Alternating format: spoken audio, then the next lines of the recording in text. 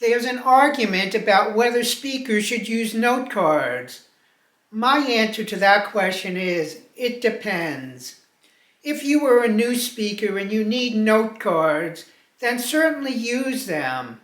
If you are an experienced speaker and you are giving a long speech, perhaps you do need note cards. If you are going to use note cards, make sure that you use them correctly. Note cards shouldn't have everything that you want to say on them. They should just highlight the key points.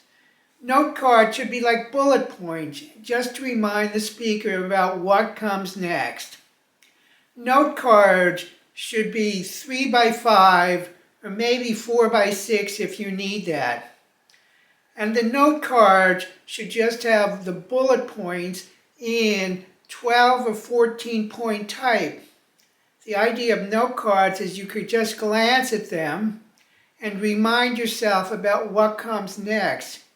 It certainly shouldn't have everything that you want to say on them. If you need to quote somebody, certainly write it out in full on the note card. Nothing ruins your reputation as a speaker than misquoting a quote which many people do know. And if you're giving a long speech, you could certainly use note cards or paper 8.5 by 11. Certainly not stapled, so you can just slide the papers from right to left or left to right. When you staple pages, you have to flip them over, which becomes distracting.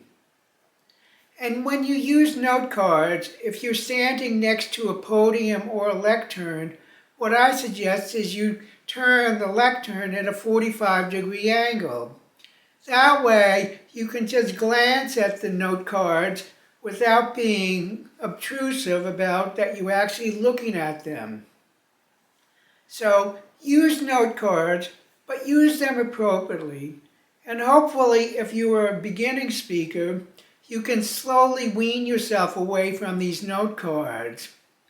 Thank you for watching, and look for other videos on the PowerSpeakingPro channel.